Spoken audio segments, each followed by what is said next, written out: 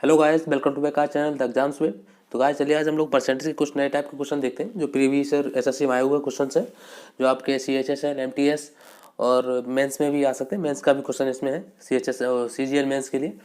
तो चलिए सबसे पहले ये जो क्वेश्चन है वो क्वेश्चन को देख लेते हैं, आप भी देख लीजिए। तो इस टाइप के क्वेश्चन करने पहले सबसे पहले मैं आपको इनकम, एक्सपेंडिचर और सेविंग मतलब आय और खर्च और बचत के बारे में बता देते हैं, इसमें इसका रिलेशन क्या होता है। तो जैसे आप मान लेते हैं, आप जहाँ भी हॉस्टल में रहते हैं या किसी पीजी में रहते हैं, तो मान लीजिए आपके फादर या पिताजी को तो आपको 10,000 रुपये महीने पे आपको खर्च के लिए देते हैं। तो आप कमाते तो अभी है नहीं, इनकम के बेसिस पे मैं मान लेता हूँ आप अभी कमाते नहीं, तो जो आपकी इनकम है, जो आपके पिताजी देते हैं, वही आपकी इनकम है। तो मैं आप इसको इनकम मान लेता हूँ या आय मान लेता हूँ। ये इसकी आय होगी आपकी 10,000 रुपये। तो अभी आपको 10,000 रुपये आपके पिताजी देते हैं, आप जहाँ पे हॉस्टल में रहते हैं। तो इसमें से आप कुछ रुपए तो हॉस्टल में आपके खाने के रहने के देते होंगे, कुछ रुपए आप सेव कर लेते होंगे आगे, क्योंकि आपको वैलेंटाइन डे भी आ रहा है, फरवरी भी चल रहा है, खर्च भी करने होते हैं ना, इसलिए। तो इसमें आपको कुछ उसके लिए बचा भी लेते हैं। मान लेते हैं 10,000 में आपको 8,000 रुपये आप खर्च कर लेते हैं, किस में, आपको मान लेते हैं ये एक्सपेंडिचर है, या जो खर्च कर लेते हैं, या आप खर्च कर लेते हैं कहीं भी, आप रूम का दे देते हैं, अपने खाने का दे देते हैं। ऐसे बहुत सारे आपके जो खर्चे होते हैं डेली बेसिस पे जो होते हैं उसके आप खर्च कर देते हैं। और इसमें जो जो आप सेव कर लेते हैं, क्योंकि आपको बाकी चीज़ें भी करना होता है, कभी घूमने भी जाना होता है, कभी कभी वैलेंटाइन डे आ गया, ऐसे कुछ भी आ गया, तो आपको बहुत सारे यूज करने पड़ते हैं। तो उसके लिए आप कभी कभी बचत कर लेते हैं। तो मान लेते हैं जब आप 8,000 रुपये खर्च कर लिए, तो आपने कितने बचा लिए रुपये, 2,000 रुपये बचा लिए, सेव कर लिए, बचत कर ली इतने रुपए की महीने पे। तो आपकी इनकम कितनी थी, 10,000 रुपये, आपने खर्च कितना कर लिया, 8,000 रुपये, तो आपके पास बच कितना गया, 2,000 रुपये। तो मतलब क्या है, अगर आपसे ये छुपा लिया जाए, तो आपसे अगर पूछा जाए कि आपकी एक्सपेंडिचर मतलब आपका खर्च 8,000 रुपये, आप 2,000 रुपये बचा रहे हैं, तो बताइए आपकी इनकम कितनी होगी, आपकी आय कितनी होगी, तो कितनी होगी, किसको मिला के बनेगी। कुछ 100 रुपये आपने इतने खर्च कर दिए, ये खर्च और बचत कहाँ से आया, जब आपको 10,000 रुपये आपके पिताजी ने दिए थे, तो उसमें से आपने 8,000 रुपये तो खर्च कर दिए थे और 2,000 रुपये बचा लिए थे। तो यही रुपये तो जो है जो आपकी इनकम थी, तो आपके पिताजी ने दिए तो वही आपकी इनकम है अभी, क्योंकि आप कमाते तो है नहीं, उसी की प्रिपरेशन कर रहे हैं कमाने के लिए। तो 8,000 रुपये आपने खर्च कर दिए, 2,000 रुपये बचा लिए। जब इन दोनों को ऐड कर देंगे, मान लेते इनकम है, ये एक्सपेंडिचर है और ये सेविंग है, जब इन दोनों को ऐड करते हैं तो क्या आता है, इनकम। मतलब एक्सपेंडिचर और सेविंग को ऐड करते हैं तो क्या आता है, इनकम। तो इसी बेस्ड क्वेश्चन होते हैं उसमें दिए हुए हैं, मैं आपको कराने वाला हूँ। प्रीवियस ईयर आपके पेपर में आए हुए हैं, सीएचएसएल और सीजीएल मेंस में भी आया, प्री में भी आए हुए इस तरीके के क्वेश्चन। तो मैंने सोचा कि एग्जाम आने वाले हैं, चल रहे हैं, तो मैं आपके लिए कुछ क्वेश्चन इस तरीके करा देता हूँ। तो क्वेश्चन देखिए जो क्वेश्चन है, ये क्वेश्चन को पढ़ लेते हैं। अब आपको समझ में आए हो, समझ में आ गया हो, ये बेसिक है, बेसिक आपको समझ में आ गया होगा। तो चलिए आपको आगे क्वेश्चन अब करवाते हैं किस तरीके से करने होते हैं। तो क्वेश्चन बोला गया, a person saves 25% of his income, if his income increase by 20% and his saving remain the same, then what will be the increase percentage of his expenditure. मतलब हिंदी में एक्सप्लेन कर देता हूँ। तो मतलब किसी पर्सन के 25% उसकी इनकम वो अपनी सेव करता है, मतलब जो भी रुपए कमाता है उसमें 25% सेव करता है। और फिर क्या होता है, अगर उसकी इनकम 20% बढ़ जाती है, तो उसकी सेविंग फिर भी रिमेन रहती है, मतलब उतनी ही रहती है, जितनी पहली होती है उतनी ही रहती है। तो इसको करके देख लेते हैं किस तरीके से इसको आप सॉल्व कर सकते हैं। तो इसमें आप सबसे पहले क्या कर सकते हैं, इसमें बोला गया है कि 25% किसी भी की इनकम है वो अपनी सेव करता है। तो इसको इस तरीके से करेंगे तो आपको ज़्यादा अच्छा लगेगा करने को। तो आप इस तरीके से डायरेक्ट लिख के कर सकते हैं 100% करके, जिस तरीके से मैं बता रहा हूँ इस तरीके से करेंगे तो आपको ज़्यादा सिंपल वे में सॉल्व कर पाएंगे इसको। तो 25% की फ्रैक्शन वैल्यू क्या होती है, 1/4। तो इसमें बोला कि ए person saves 25% of his income. तो अब अगर इनकम उसकी ये है, इनकम अगर ये हो गई, तो उसमें से ये इतना सेव कर रहा है, मतलब अगर उसकी इनकम लिख लेते हैं, जैसे ये लिखा हुआ है इसे लिख लेते हैं, इनकम, एक्सपेंडिचर एंड सेविंग, ये हो गया। तो बोला गया है कि इसमें अगर उसकी इनकम 4 है, मतलब 4 अगर उसकी इनकम है, तो सेविंग उसकी कितनी है, 1, तो वो 1 सेव कर रहा है। तो अगर उसकी इनकम 4 है, सेव 1 कर रहा है, तो उसने खर्च कितना कर दिया, इनकम में से सेविंग हटा देंगे उतना उसने खर्च कर दिया, 3 रुपये उसने, या 3 यूनिट उसने खर्च कर दिए, ये हो गया। और एक बात होती है, ये इसका क्या है, ये इसका रेशियो में दिया हुआ है, कोई एक्चुअल वैल्यू तो है नहीं, इसकी रेशियो दिया हुआ है। अगर आप इसमें 10 का मल्टीप्लाई करते हैं, 50 का मल्टीप्लाई करते हैं, तो आप तीनों में अगर कर देंगे तो इसके रेशियो में आप कोई परिवर्तन नहीं दिखेंगे। तो मैं इसमें 100 का मल्टीप्लाई कर देता हूँ, सब कुछ 400 400 मान लेता हूँ। क्यों? क्योंकि थोड़ा सा आपको सॉल्व करने में आसानी रहेगी। आप हमेशा ऐसे कर सकते हैं क्योंकि आपको सॉल्व करने में आसानी। इसको अभी फिर से रेशियो बनाएंगे तो वही सेम आ जाएगा, क्योंकि 0 0 कट जाएंगे, फिर से 4 3 बना जाएगा। तो ये इसका ही हो गया। अब आगे देख लेते हैं क्वेश्चन क्या बोला है। बोला गया if income is increase by 20%। Income इसकी क्या है? 400 रुपये है। बोला गया अगर इसमें 20% की इंक्रीज हो जाए, अगर इसमें 20% का इंक्रीज हो जाता है तो उसकी जो सेविंग है यहाँ ये अभी भी रिमेन रहती है। मतलब 100 रुपये पहले थी, 100 रुपये अभी भी है। तो इसका अगर 20% अगर इंक्रीज हो जाएगा इसकी इनकम में तो कितना हो जाएगा? इसका 20% निकालेंगे तो कितना हो जाएगा? निकाल लेते हैं, आपको बता देते हैं निकाल के। फिर भी 20% निकालेंगे तो कितना हो जाएगा? ये काट देंगे तो कितना हो जाएगा? 4 2 8। तो मतलब 80 रुपये इसकी बढ़ जाएगी। तो कितनी हो जाएगी? 480 इसकी क्या हो गई? नई इनकम। जो न्यू इनकम है कितनी होगी? 480।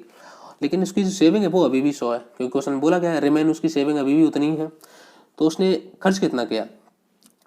इनकम में से सेविंग खर्च कर दें तो क्या आ जाएगा? एक्सपेंडिचर आ जाएगा या खर्च आ जाएगा। इसमें इसको माइनस कर देते हैं तो ये कितना आ जाएगा? 0। 8 में से 0 गया, फिर इससे 8 आ जाएगा, और 4 में से 3 बन गया, कितना आ जाएगा? 3। तो मतलब अब ये खर्च कितना कर रहा है? 380 रुपये। पहले कितना कर रहा था? 300 रुपये।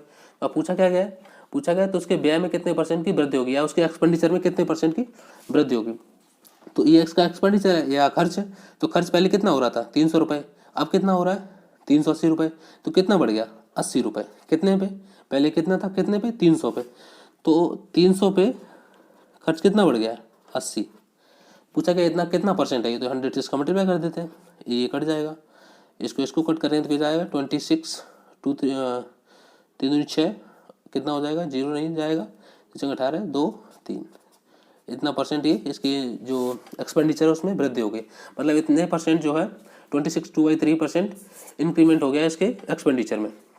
तो आई होप आपको समझ में आया होगा किस तरीके से मैंने सॉल्व किया है इसको। और अगर आपको ये समझ में आ गया तो आपको ये भी मे भी समझ में आ गया होगा। मैंने इस तरीके से, इसलिए मैंने इस तरीके का आपको पहले ही बताया जिससे कि आपको ये समझ में आ पाए किस तरीके से मैंने किया। आई होप अगर समझ नहीं आया कोई बात नहीं, तो अभी इसके और भी क्वेश्चन करते हैं जिससे आपको और एक्सप्लेन करेंगे तो आपको क्लियरिटी आएगी। तो चलिए नेक्स्ट क्वेश्चन देख लेते हैं। तो चलिए नेक्स्ट क्वेश्चन को पढ़ लेते हैं। इसी तरीके से आपको उसको भी इसी तरीके से सॉल्व करना है। तो क्वेश्चन बोला गया Ramesh saves 26 2/3% of his monthly salary. मतलब जो रमेश है वो 26 2/3 जो सैलरी है वो अपनी सेव करता है। When his expense are increase by 20%, जो उसका खर्च है अगर 20% बढ़ जाता है, he is able to save 4080 रुपये पर मंथ। मतलब अगर उसकी जो खर्च है वो अगर 20% बढ़ जाता है तो उसके बाद जो बचा पाता है वो 4080 रुपये पर मंथ बचा पाता है।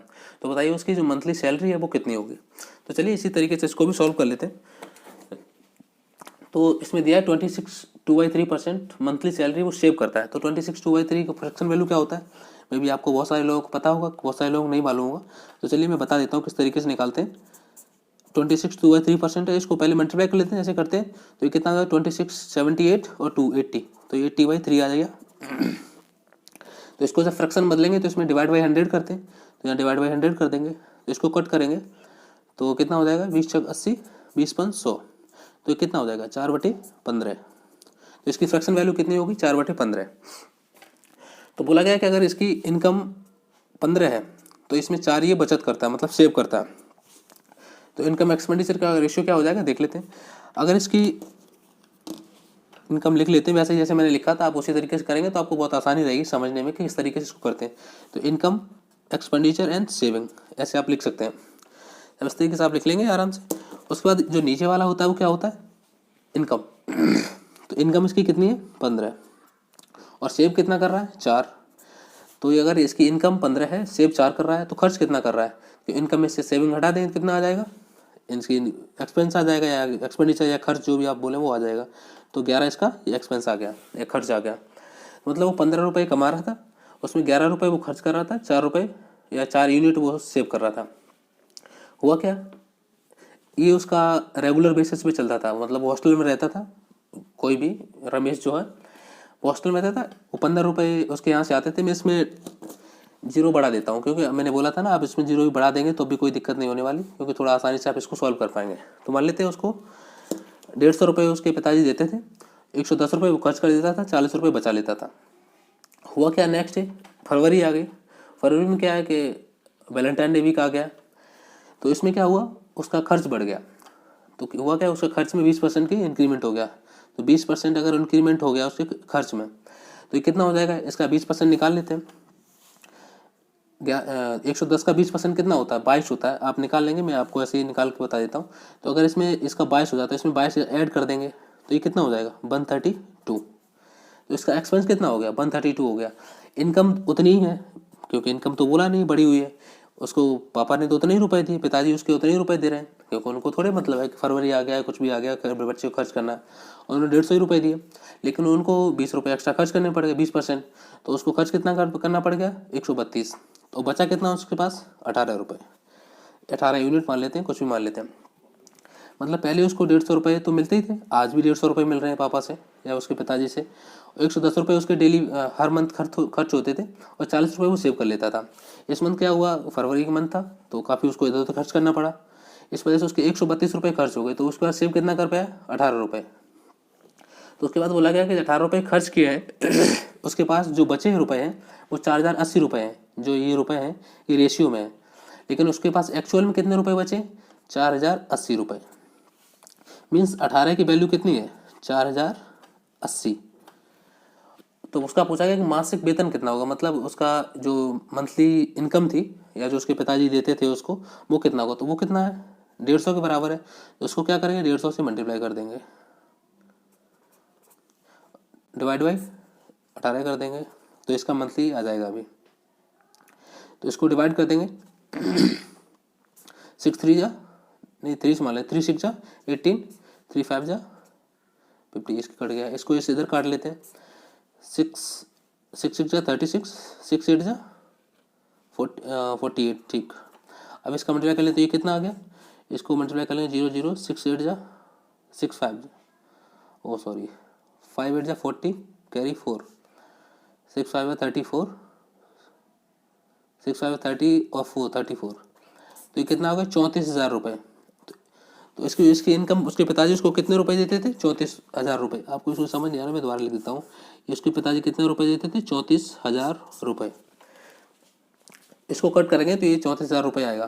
तो 18 बराबर कितना था 4080 रुपये। तो उसका ये निकालना था, इनकम उसकी निकालनी थी।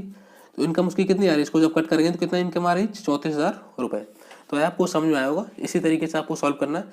अगर आप इस तरीके से सॉल्व करेंगे, मेथड तो बहुत सारे आपको मिलेंगे लेकिन अगर आप इस तरीके से सॉल्व करेंगे तो आपको कन्फ्यूजन नहीं होगा किसी तरीके का। आप इस तरीके से एकदम फॉर्मेट में लिखेंगे तो आपको अच्छे से समझ में आएगा और आप इसको आसानी से सॉल्व कर पाएंगे। तो आई होप समझ में आएगा, समझ में आया कोई अच्छा है। लेकिन और भी क्वेश्चन देख लेते हैं इस तरीके के, जिससे आपको और क्लियरिटी मिले। तो चलिए देखते हैं नेक्स्ट क्वेश्चन को।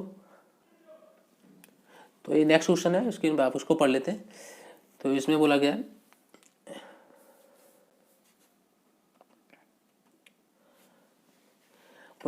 एक व्यक्ति अपनी आय का 33/1/3 बचत करता है। यदि बचत में 22% की वृद्धि हो जाए और खर्च में 10% की वृद्धि हो जाए तो उसकी आय में कितना परसेंट वृद्धि होगी। तो उसी तरीके क्वेश्चन है, आप इसको भी कर सकते हैं। तो फिर से लिख लेते हैं वैसे ही सेम वे में। इसमें फ्रैक्शन वैल्यू दी कितना 33/3%। तो इसकी फ्रैक्शन वैल्यू क्या होती है 1/3%। तो फिर से वैसे ही आपको लिख लेना है, क्योंकि आपको फॉर्मेट याद रखना है। क्योंकि फॉर्मेट अगर आप याद रखेंगे, मे भी बाद में आपको समझ में आ जाए तो आप नहीं भी लिखेंगे, जरूरी नहीं है। लेकिन अगर आपको नहीं मालूम है तो इस तरीके से शुरू में अगर लिख के करेंगे तो आपको आसानी रहेगी समझने में, कन्फ्यूजन नहीं होगी। तो इनकम, एक्सपेंडिचर एंड सेविंग, ये 3 हो गए। तो इसमें बोला गया है कि इनकम इसकी कितनी है 3, क्योंकि बोला गया एक व्यक्ति अपनी आय का 1/3% बचत करता है। तो अगर उसकी 3 है तो बचत कितनी करता है 1 की। तो खर्च कितना कर रहा होगा 2, क्योंकि इनकम में से सेविंग घटाएंगे तो क्या आ जाएगा एक्सपेंडिचर आएगा या खर्च आ जाएगा। या तो उसके, अब इसमें एक चीज़ और कर लेते हैं, मैंने बताया था इसमें अगर आपको आसानी से सॉल्व करना है तो आप 2 जीरो और लगा लेते हैं इसमें, क्योंकि अगर इसको फिर से वही रेशियो बनाए 2 जीरो हटा दो रेशियो वही रहेगा, रेशियो में कोई परिवर्तन आएगा नहीं। तो फिर आगे आप सॉल्व कर लेते हैं। बोला गया अगर उसकी बचत में 22% की वृद्धि होती है, उसकी बचत कितनी है ये है। अगर इसका 22% निकालेंगे, 100 का 22% तो 22 ही होगा। तो इसमें 22 ऐड कर देंगे तो कितना हो जाएगा ये 122 हो जाएगा। उसकी बचत कितनी हुई 122। और खर्च में 10% की वृद्धि हो जाए तो खर्च उसका कितना है 200, उसमें 10% की वृद्धि करेंगे 200 का 10% कितना होता है 20। इसका अगर 10% इंक्रीज कर देंगे तो कितना हो जाएगा 220, क्योंकि 200 का 10% 20 होता है, तो ये ऐड करेंगे तो 220 हो जाएगी। तो बोला गया है कि उसकी आय में कितने परसेंट की वृद्धि हुई।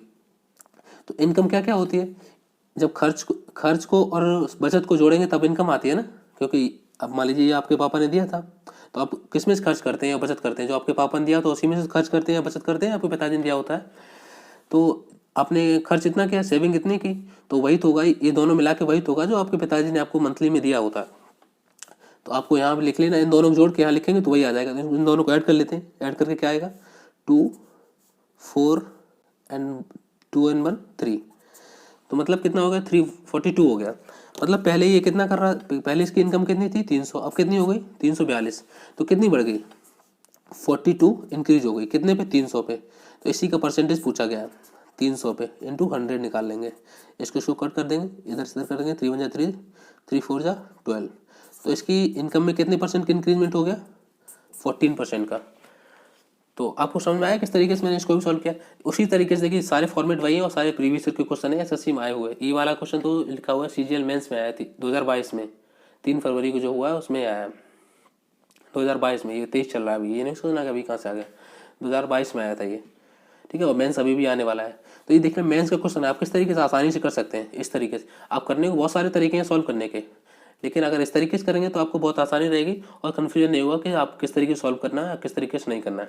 तो चलिए एक क्वेश्चन और, एक दो क्वेश्चन और देख लेते हैं किस तरीके से सॉल्व करते हैं। तो चलिए नेक्स्ट क्वेश्चन देख लेते हैं। तो चलिए क्वेश्चन नेक्स्ट है, इसको देख लेते हैं। ये भी सीजीएल मेंस में आया हुआ है 29 जनवरी को 2022 को। अच्छा क्वेश्चन है, देख लेते हैं इसको भी। ये मेंस के क्वेश्चन है, आपको बहुत हेल्पफुल रहेंगे, मेंस जिन लोगों का भी है। तो चलिए देख लेते हैं क्वेश्चन क्या है, क्वेश्चन पढ़ लेते हैं। बोला गया कि तो monthly expense of a person are 66 2/3% more than her monthly saving. मतलब बोला गया जो उसका मंथली एक्सपेंस है, जो उसका खर्च है सेविंग से 66 2/3% ज़्यादा है सेविंग से। If her monthly income increase by 44% and her monthly expense increase by 60%, then there is increase of 1040 in her monthly saving. What is the initial expense in, उसका इनिशियल एक्सपेंस कितना था। तो आपको सबसे पहले वही करना है जिसमें आपकी बार बोला गया कि 66 2/3% मोर है किनसे सेविंग। तो इसको पहले इसको ही उस फॉर्मेट में बदल लेते हैं फ्रैक्शन में। तो अगर आपको इसको 66 2/3%, इसको फ्रैक्शन वैल्यू कितनी होती है, इसकी फ्रैक्शन वैल्यू होती है 2/3, ठीक है ना। आपको ये याद होगी में भी नहीं है तो आप बहुत सारे लोगों को निकालनी आती होगी, नहीं आती हो कमेंट करके बताइए, मैं इस तरीके के क्वेश्चन को फ्रैक्शन निकालना आपको बता दूंगा। तो इसकी फ्रैक्शन वैल्यू 2/3 होती है। अब बोला गया है कि एक व्यक्ति का मासिक व्यय उसकी बचत से इतना ज़्यादा है, मतलब इसका ये बचत से ज़्यादा है, तो बचत उसकी कितनी है, उसकी बचत ये हो गई और बचत से 2 ज़्यादा है। ज़्यादा कितना है 2 ज़्यादा है, उसका क्या है एक्सपेंस। मतलब अगर उसकी बचत 3 है और 2 से ज़्यादा, बचत 3 है और बचत से 2 ज़्यादा उसकी क्या है एक्सपेंस है, उसका खर्च है। तो 2 में अगर 3 में 2 जोड़ दें कितना हो जाएगा 5। तो अगर उस लिख लेते हैं, पहले तो फॉर्मेट लिख लेते हैं जैसे गए उसको लिख पाए। मान लेते हैं उसकी इनकम एक्सपेंडिचर एंड सेविंग।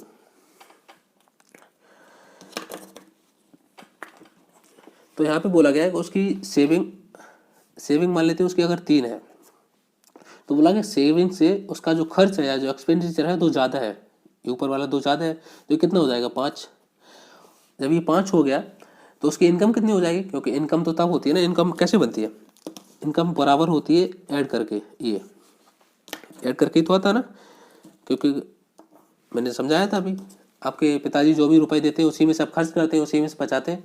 तो अभी तो आपकी जॉब की तैयारी कर रहे हैं आप, अभी तो इनकम की प्रिपरेशन कर रहे हैं, आपकी इनकम बने कुछ पिताजी के अलावा, तो आपकी इनकम क्या हो जाएगी, तो 5 और 3 को ऐड करते हैं कितनी हो जाएगी आपकी इनकम 8। तो आपकी इनकम कितनी हो गई 8 हो गई, ठीक है।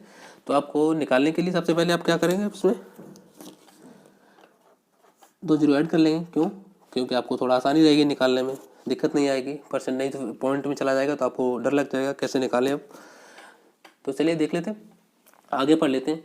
अब बोला गया है कि if her monthly income increase by 44%, तो इनकम कौन सी है उसकी, यही तो इनकम है उसकी, तो इसमें 44% का इंक्रीमेंट हो जाए।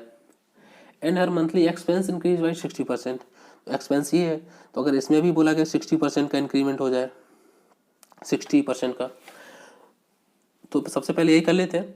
देन हर, तो निकाल लेते हैं इसका, पहले 44% निकालेंगे 800 का, 44% अगर निकालेंगे तो इसको ये कट हो जाएगा, तो कितना हो जाएगा 8 32, ये 32, ये कितना हो जाएगा 352।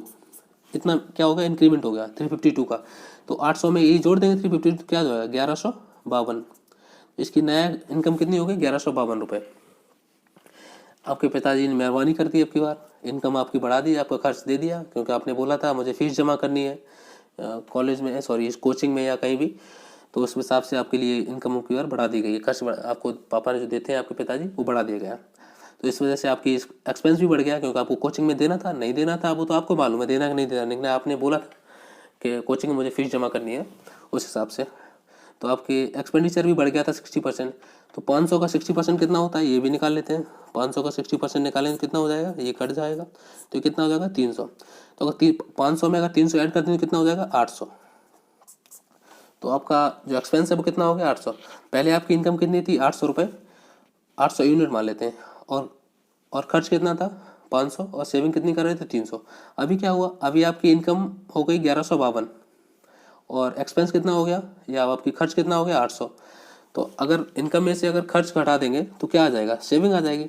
इसमें से इसको घटा देते हैं तो कितना आ जाएगा, घटा के देख लेते हैं। 2 5 में से 5, ये भी 5 आ जाएगा। 11 में से 8 गया 3। मतलब क्या हुआ, आपकी अगर इनकम नेक्स्ट मंथ में, मतलब फरवरी में, जनवरी में आपका ये था, मान लेते जनवरी में आपका ये था खर्च वाला जो आपके पिताजी देते थे, ये आ गया फेब का, ठीक है, क्योंकि आपको बहुत सारे खर्च करने थे ना, इसलिए आपने हालांकि बोला ये कि मुझे कोचिंग की फीस जमा करनी है, लेकिन आपको खर्च कहीं और करना था, तो ये हो गया। तो मतलब अब इसमें पूछा क्या है, देख लेते हैं क्या पूछा गया। Then there is increase of RS 1040 in her monthly saving. तो अब देख लें मंथली सेविंग में कितना इंक्रीज हो गया, मंथली सेविंग भी आपकी बढ़ गई, आपका खर्चा भी हो गया, आपके तो मौज हो गया, क्योंकि 45 रुपये आपने ज़्यादा ले लिया।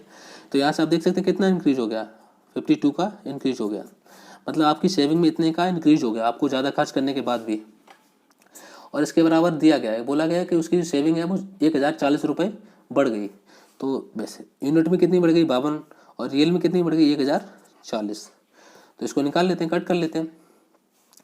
तो 13 चौक 52, 13 अट्ठे 104।